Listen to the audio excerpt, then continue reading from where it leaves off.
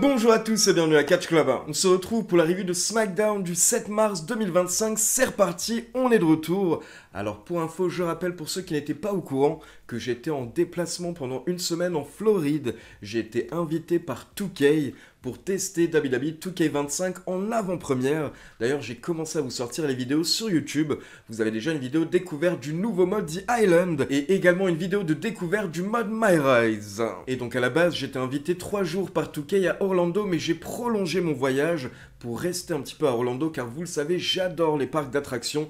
Donc je me suis fait Disney World et le parc Universal à Orlando. Et vous avez également des vidéos qui vont sortir très bientôt sur Kiffland, sur tous ces parcs. Et du coup, pour mon retour, j'ai décidé de me mettre aux couleurs de notre héros John Cena, car je viens de recevoir son dernier t-shirt. Et vu qu'on l'adore tellement, je me suis dit que j'allais lui rendre hommage aujourd'hui. Comment ça? Il s'est passé quelque chose? Ah bah j'étais pas au courant, mais dans tous les cas on passe aux résultats de SmackDown et hier soir on a eu un gros speech de Cody Rhodes, on a également eu un changement de titre et on avait Randy Orton qui avait des choses à nous dire, mais d'abord le show démarre avec des superstars qui arrivent à l'arène et là on peut voir Drew McIntyre qui arrive à l'arène pour SmackDown, il voit Damian Priest et directement il démolit Damian Priest en coulisses. Drew McIntyre, bien entendu, qui n'a pas apprécié que Damian Priest l'élimine lors du Chamber Match. Puis nous avons Randy Orton qui fait son entrée, il monte sur le ring et directement, il mentionne John Cena.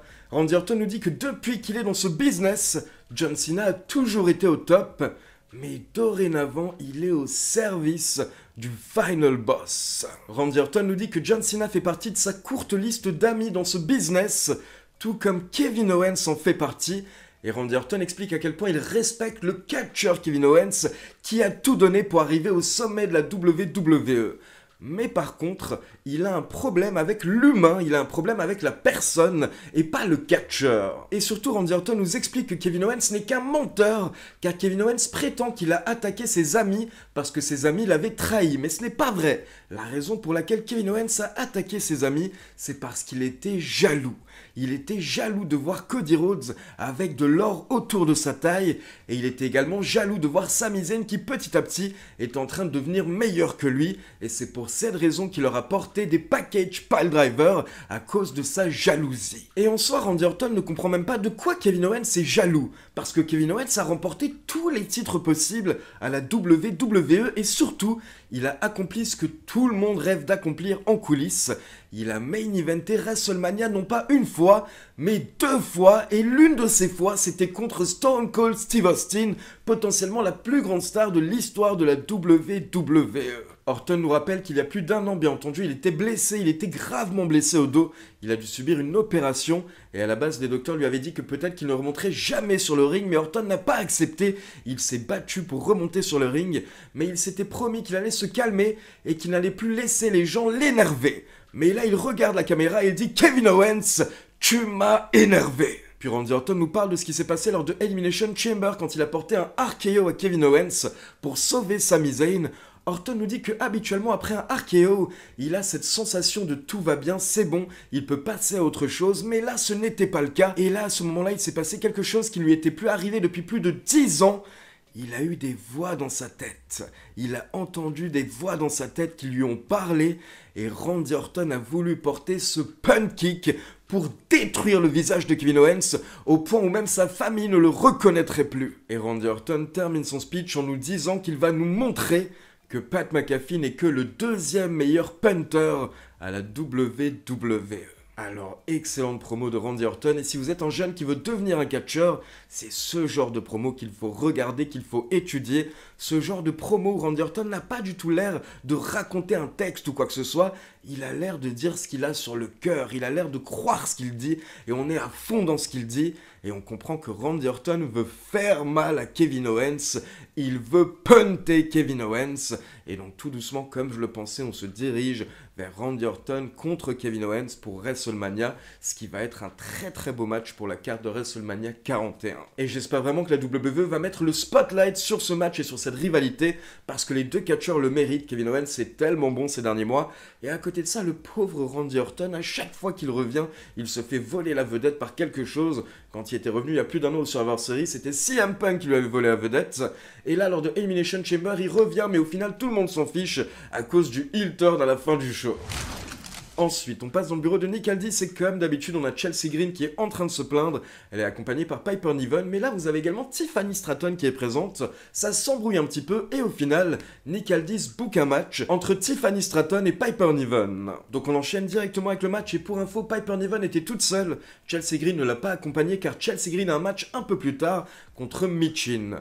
Et du coup, Piper Niven a tenté de se défendre face à la championne, mais au final, au bout d'environ 8 minutes, Tiffany Stratton a porté son moonsault pour la victoire. Sauf qu'après le match, vous avez Charlotte Flair qui sort de nulle part et qui attaque Tiffany Stratton. Elle l'attaque au niveau des jambes et derrière, elle lui porte le figure eight jusqu'à l'intervention des officiels qui, au final, arrivent à calmer, on va dire, un petit peu Charlotte Flair. Mais le mal était fait, Charlotte Flair a attaqué la championne.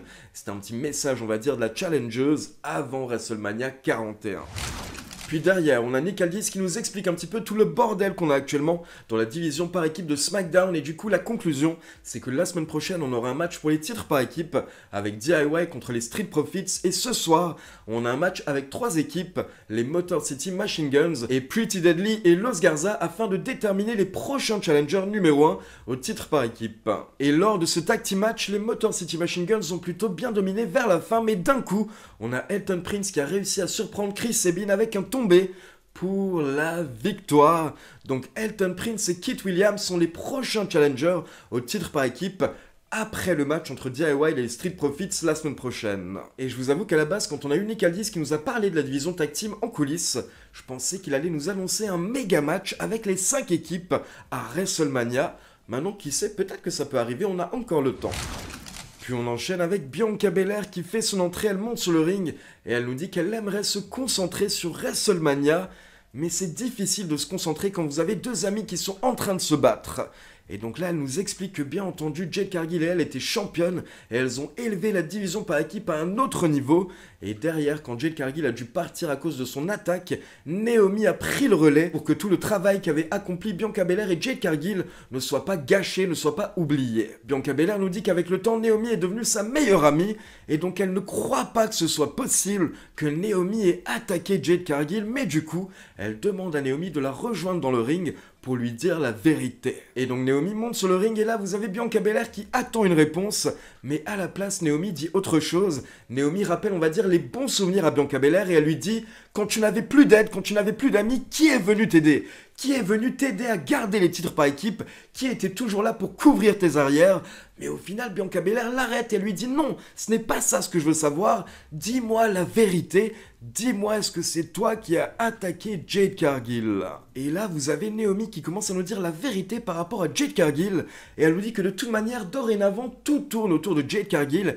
Mais Naomi a vu la vérité et elle trouve que depuis que Jade Cargill est venue à la WWE, elle ne fait que profiter de Bianca Belair pour se mettre en avant et elle utilise Bianca Belair. Et pendant ce temps, qu'est-ce qui s'est passé ? Naomi a été mise sur le côté, elle a dû se battre pour toujours avoir une place à la WWE pendant que Jade Cargill est toujours mise en avant. Et Naomi dit qu'elle s'en fiche de Jade Cargill, ce n'est même pas à propos d'elle, mais là encore une fois, Bianca Belair l'arrête et elle lui ordonne de lui dire la vérité, sinon Bianca Belair va s'en aller et elle ne parlera plus jamais à Naomi.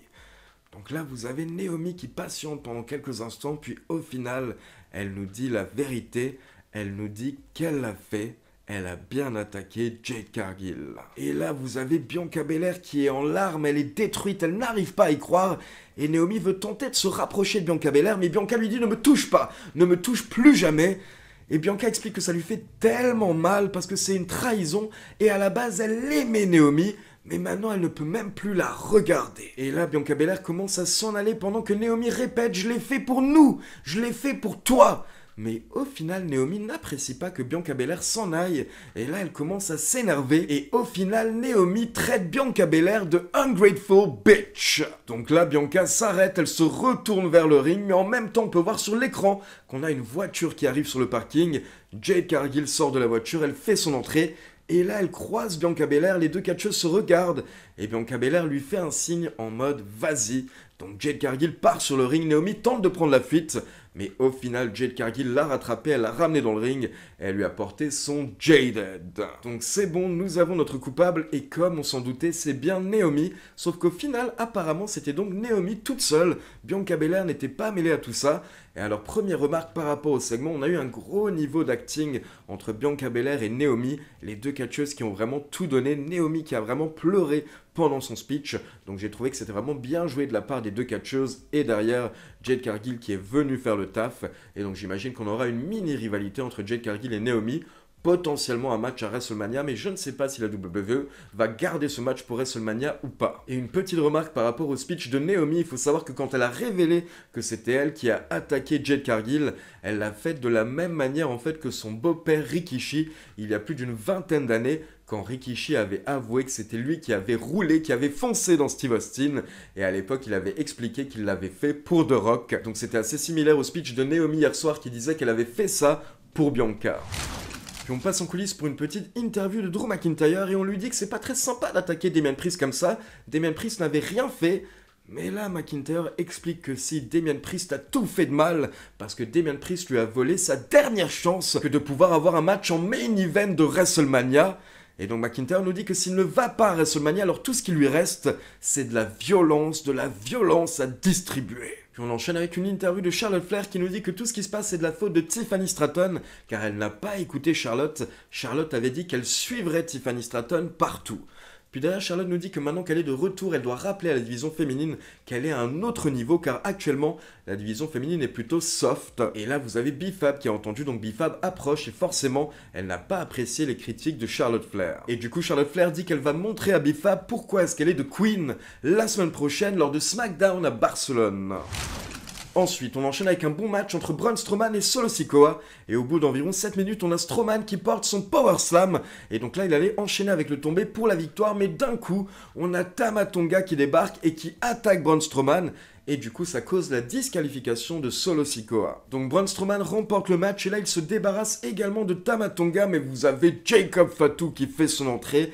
Et là, tout de suite, on sent la tension dans la salle. On va avoir le face-à-face entre les deux monstres. Jacob Fatu prend son temps puis il monte au bord du ring. Et là vous avez Jacob Fatu et Braun Strowman qui se retrouvent face à face. Puis ça part en bagarre. La foule est à fond dedans. Les deux catcheurs se battent à l'extérieur du ring. Et là vous avez Strowman qui prend l'avantage. Et il chokeslam Jacob Fatu sur la table des commentateurs. Et derrière Strowman se tourne, il joue avec la foule. Mais là, on peut voir au second plan que Jacob Fatu est déjà en train de se relever directement après avoir reçu le chokeslam sur la table des commentateurs. Donc là, la bagarre reprend et les deux catcheurs se battent à travers la foule, puis ils arrivent au niveau de l'équipement. Et là, vous avez Braun Strowman et Jacob Fatu qui montent sur des genres de caisses, donc ils se retrouvent en hauteur. Et encore une fois, Braun Strowman prend l'avantage et il chokeslam Jacob Fatu sur deux tables qui étaient un peu plus bas. Donc là, Jacob Fatu est KO, il passe à travers deux tables, Strowman est en train de célébrer. Mais encore une fois, quelques secondes plus tard, Jacob Fatu se relève déjà malgré l'énorme bump qu'il vient de subir. Donc à la fin du segment, même si Strowman a pris le dessus, on va dire, lors du segment, Jacob Fatu était encore une fois debout et donc on se demande, mais est-ce qu'il est invincible le type? Donc encore une fois, très bon segment, mais comme d'habitude j'ai envie de dire quand on a Jacob Fatu. Mais du coup, la question que je me posais à la fin du segment, c'est pour WrestleMania, est-ce qu'on va avoir Fatu contre Strowman ou Fatu contre Solo Sikoa? Car là, on est à quelques semaines de WrestleMania et ça a l'air de se calmer entre Jacob Fatu et Solo Sikoa. Du coup, je ne sais plus vers où on va. Ensuite, on passe en coulisses et on a Zelina Vega qui a un petit message pour Chelsea Green. Zelina Vega nous dit qu'elle s'occupera de la vainqueur du match entre Chelsea Green et Michin. Donc justement, on enchaîne avec Chelsea Green accompagnée par Piper Niven qui défend son titre US contre Michin dans un street fight. Et là, on a eu plusieurs interventions pendant le match. Et déjà, on peut souligner la tenue de Chelsea Green qui a fait son entrée en mode Cactus Jack. Donc bien entendu, l'une des gimmicks de Mick Foley. Et donc derrière, on a un bon petit street fight, plusieurs armes qui sont utilisées. Piper Niven, bien entendu, qui tente d'intervenir, mais là, vous avez B-Fab qui débarque pour se débarrasser de Piper Niven. Donc là, Chelsea Green se retrouve toute seule et ça permet à Michin de prendre l'avantage et vers la fin du match, elle place Chelsea Green sur une table dans le ring et là, elle porte une senton sur Chelsea Green et donc elle allait remporter le match, elle l'effectue le tombé. Mais d'un coup, vous avez quelqu'un avec une capuche qui tire Michin vers l'extérieur du ring. Et là, elle s'en prend à Michin, elle l'attaque, puis elle la ramène dans le ring. Elle lui porte un destroyer et d'un coup, on se rend compte qu'il s'agit d'Alba Fire.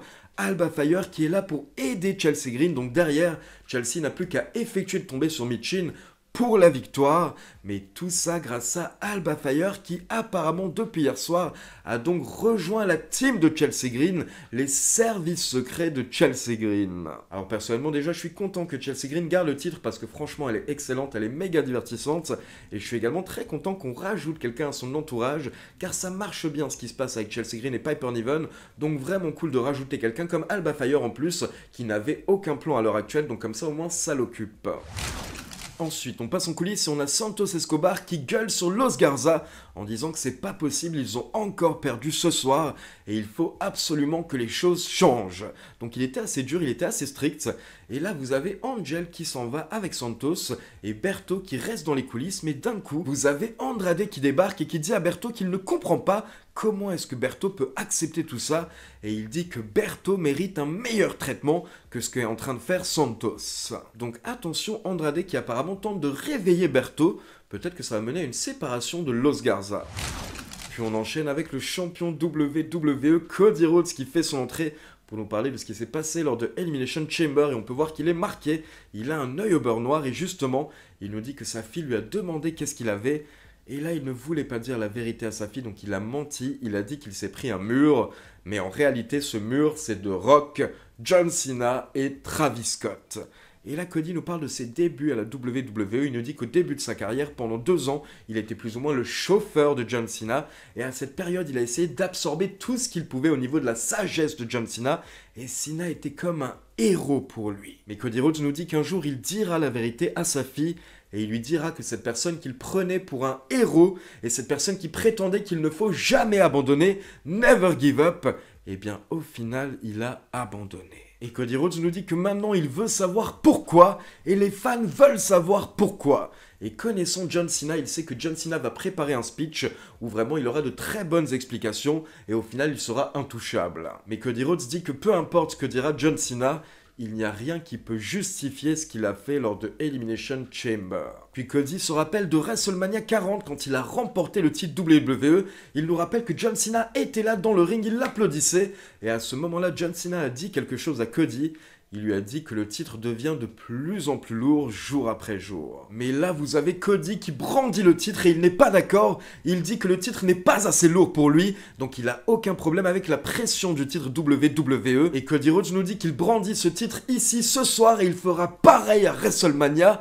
Donc John Cena, si tu en veux, viens me chercher. Alors honnêtement, c'était une très bonne promo de Cody Rhodes, beaucoup mieux que ce que j'attendais. Car en soi, le pauvre à la base, il avait rien à dire en fait par rapport à Elimination Chamber, car ce qu'on attendait, c'était pas son speech. Ce qu'on attend bien entendu, ce sont les explications de John Cena. C'est ça ce qui nous intéresse. Donc hier soir, Cody avait pas vraiment beaucoup de matière avec laquelle il pouvait travailler, mais au final, il a fait le bon speech de Babyface. Le Babyface qui va pas se laisser tuer par le méchant, et le Babyface qui va se défendre, qui va se battre envers et contre tout. Donc honnêtement, c'est vraiment très très bien lancé ce qui se passe entre Cody et John Cena, parce que ce heel turn de Cena permet à Cody d'encore plus briller en tant que top babyface. Et honnêtement, c'est ce qui me manquait un petit peu pendant le run de Cody. Le run de Cody était pas mal depuis WrestleMania, mais il a jamais eu de très grande rivalité parce que ça manquait de méga méchants. Et AJ Styles n'était pas forcément la superstar la plus détestée de la WWE. Logan Paul est détesté, mais pas forcément pour les bonnes raisons. Par contre, avec Kevin Owens, c'était pas mal. Kevin Owens, lui, là, on sentait qu'il y avait de la haine, on sentait qu'il y avait de la hit. Donc à ce moment-là, le règne de Cody s'est vraiment relancé. Et maintenant, avec Cena en heel en tant qu'adversaire, c'est juste parfait pour WrestleMania.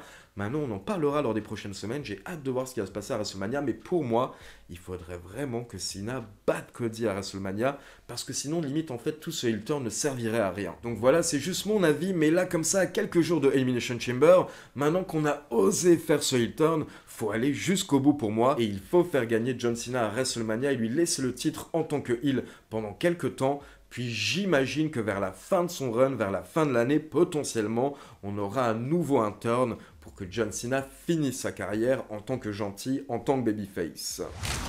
Ensuite, on retrouve Nick Aldis qui est en train de parler avec The Miz et Carmelo Hayes, et là vous avez Randy Orton qui les rejoint, et au final ils se mettent d'accord pour un match entre Randy Orton et Carmelo Hayes la semaine prochaine à SmackDown. Puis on enchaîne avec Drew McIntyre contre Jimmy Uso, on sent un petit peu que c'était le match pour relancer Drew McIntyre juste après avoir perdu lors de Elimination Chamber, Donc McIntyre a remporté le match assez facilement avec son Claymore Kick au bout de 7 minutes. Mais derrière, il quitte le ring, puis il revient. Donc apparemment, il veut s'acharner sur Jimmy Uso. Sauf que là, vous avez Damien Priest qui sort de nulle part. On rappelle qu'au début du show, McIntyre avait attaqué Damien Priest. Donc là, forcément, vous avez Damien Priest qui attaque McIntyre pour se venger. Puis derrière, on enchaîne avec une petite vignette de Shinsuke Nakamura. Et également une petite interview de DIY par rapport à leur match pour le titre par équipe la semaine prochaine face aux Street Profits. Et donc on passe au main event avec Shinsuke Nakamura qui défend le titre US face à LA Knight. On a un très bon match et au bout de quelques minutes, on a Shinsuke Nakamura qui veut cracher son miss sur LA Knight. Sauf que là, LA Knight esquive et du coup, Shinsuke Nakamura a craché son miss dans les yeux de l'arbitre Charles Robinson. Et ça tombe très mal car là, vous avez LA Knight qui en profite et il porte le tombé sur Shinsuke Nakamura. Il allait remporter le match, mais Charles Robinson ne peut pas effectuer le tombé, il est aveuglé. Du coup, malheureusement, à ce moment-là, la victoire passe sous le nez de LA Knight. Et là, vous avez Shinsuke Nakamura qui reprend l'avantage avec un gros kick. Puis il veut utiliser une chaise sur LA Knight, mais au final, LA Knight le contre. Et là, il réussit à porter son finisher, le BFT, sur Shinsuke, sur la chaise. Puis derrière, il effectue le tombé. Et là, on attend un arbitre. Vous avez un arbitre qui arrive en courant. Et donc, il arrive juste à temps pour effectuer le compte de 3 pour la victoire. Donc LA Knight récupère le titre US hier soir lors de SmackDown. Allez, on enchaîne avec l'avis de Pierre, puis ma conclusion. Le show commence avec Drew McIntyre qui pète littéralement la gueule à Damian Priest. Oui, vas-y mon Drew, arrache la face de cette hybride entre Zendaya et l'Undertaker. Oui, Orton est de retour, il nous fait une très belle promo. Encore une fois, son retour a été évincé par un segment dans le show qui a fait un peu plus parler. Un espèce de petit heel turn d'un jobber en main event là. John nous indique que depuis le début, Kevin Owens est jaloux de l'or autour des hanches de Cody. Il nous dit également qu'il entend à nouveau des voix dans sa tête. Mais t'es millionnaire, Randy, paye-toi une bonne séance chez le psy, on n'en parle plus, merde. Il termine en nous teasant encore une fois le retour du pun kick. Que de la gueule Randy, j'y crois pas une seule seconde. Le segment entre Bianca Belair et Naomi était génial. Bon ok, je suis un petit peu chafouin que Bianca Super Big Dog Cena ait remporté encore une fois un match et ait remporté le Chamber et aille à WrestleMania encore une fois. Et j'aurais préféré que Bianca Belair fasse son heel turn à la place de Naomi, mais Naomi se débrouille très bien. L'enjeu d'actrice est super qualitatif, c'est quand même mieux que ce qu'on avait dans la division féminine il y a 10 ans quand il s'agit de retranscrire des émotions ou de pleurer. Coucou les Bella Twins. I have no sister. Naomi, je l'adore, je suis content qu'elle soit mise en avant, mais par contre, elle va juste servir de chair à canon pour Jade Cargill à WrestleMania. La WWE veut clairement transformer Jade Cargill en une énorme star et elle a tout ce qu'il faut pour, à part le in-ring. Chelsea Green et Piper Niven sont vraiment les reines de cette division féminine dans le show bleu. Piper Niven se fera piétiner par Tiffany Stratton et après, dans un très bon street fight qui opposera Chelsea Green à Michin, d'ailleurs incroyable tenue de Chick Foley, j'adore, Piper Niven se fera piétiner à son tour par B-Fab. Mais à ma grande surprise, on a encore eu un retour, c'est le retour de Alba Fire qui vient aider Chelsea Green et qui vient s'associer à Chelsea Green. Elle est avec une tenue un petit peu corporate, je sens qu'il y a un clan qui va se former autour de Chelsea Green là. J'aurais préféré un run en solo pour Alba Fire parce que je l'adore mais j'aime beaucoup l'idée. Quel main event incroyable entre LA Knight et Shinsuke Nakamura. Oui, Shinsuke Nakamura, vous vous en souvenez, il était champion des États-Unis. Il est aussi actif que moi sur ma chaîne YouTube. Abonnez-vous à ma chaîne YouTube s'il vous plaît. LA Knight va récupérer son titre de champion des États-Unis. Shinsuke Nakamura, on le verra plus pendant 6 mois. Il reviendra avec une nouvelle musique, une nouvelle tenue. Il aura un run de 2 mois sans intérêt, puis il repartira, puis on recommencera ainsi de suite. Shinsuke Nakamura, c'est un peu le Jean-Jacques Goldman du catch. Il est là, on sait qu'il est là. On le voit une fois par an aux enfoirés. On est content, mais rien de plus. Vous voyez la comparaison, quoi. Enfin, C'était un épisode de SmackDown assez cool. Je mettrai la note de 6 sur 10. Le discours de Cody Rhodes était très bon et très intéressant. Il en a marre de se faire tabasser par la moitié des part-timers du roster. Il commence à voir rouge, le petit Cody. En attendant, la décision de faire heel turn John Cena ne peut être que bénéfique à Cody Rhodes. Cody Rhodes est parti pour être le plus gros babyface ever, j'en suis convaincu. Les moyens sont vraiment colossaux. Big up encore une fois à Drew McIntyre qui a tabassé cette vermine de Jimmy Uso. Quant à moi, je suis très content de vous revoir. Ali, j'espère que t'as passé un bon moment en Floride. T'as de la chance. Ça doit être beau la Floride. Moi, le plus loin que je sois jamais allé de chez moi, c'est en Belgique. Mais c'est bien aussi, hein, il y a une espèce de bébé qui pisse dans une fontaine ou je sais pas quoi là. Merci à tous, à la prochaine, merci Ali et vive le catch. Alors personnellement, déjà ma première remarque, pour moi 3 heures de SmackDown c'est trop long malheureusement. Il y a des moments où on se fait un petit peu chier je trouve, et je trouve que le niveau moyen de SmackDown a baissé ces dernières semaines justement depuis qu'on est passé à 3 heures. Mais je rappelle que normalement Triple H a annoncé que un peu plus tard, courant d'année 2025, SmackDown va repasser à 2 heures de show. Maintenant hier soir on a quand même eu de très bons segments et des rivalités qui ont avancé. Je pense notamment à l'attaque de Charlotte Flair sur Tiffany Stratton pour nous hyper encore un petit peu plus par rapport à ce match pour WrestleMania. Pareil pour Drew McIntyre et Damian Priest, j'imagine que les deux vont s'affronter à WrestleMania et c'est très bien, comme ça c'est un beau match pour les deux, malgré le fait qu'il n'y ait pas forcément de titre ou d'enjeu on va dire, c'est quand même un beau match de heavyweight pour la carte de WrestleMania 41. Comme je vous l'ai également dit, le speech de Cody était excellent, mais maintenant bien entendu on attend surtout les explications de John Cena et enfin pour finir, LA Knight qui récupère le titre US, je trouve que c'est très cool, et comme ça on aura LA Knight en champion à WrestleMania, j'espère qu'il aura un beau match à WrestleMania. Mais c'est aussi un petit peu dommage pour le pauvre Shinsuke. Shinsuke qui même en tant que champion n'est pas forcément très bien utilisé à la WWE. Alors oui, là il était champion pendant quelques mois, il a eu le titre US, mais il n'a jamais vraiment été mis en avant. Et c'est malheureusement le problème de la carrière de Shinsuke Nakamura depuis qu'il est dans le roster principal. Alors à ses débuts, bien entendu, ça avait plutôt bien marché pendant quelques mois. Il avait même remporté le Royal Rumble, hein, on le rappelle. Mais derrière, honnêtement, sa carrière n'a jamais atteint des sommets, on va dire, dans le roster principal. Et c'est quand même assez dommage, je trouve. Donc voilà, c'est tout pour les résultats de SmackDown. Maintenant, comme d'habitude, c'est à vous. N'hésitez pas à me laisser vos avis dans les commentaires. Et comme d'habitude, n'oubliez pas de liker la vidéo, de vous abonner à la chaîne et de cliquer sur la petite cloche pour être informé de la sortie des prochaines vidéos. Ciao tout le monde!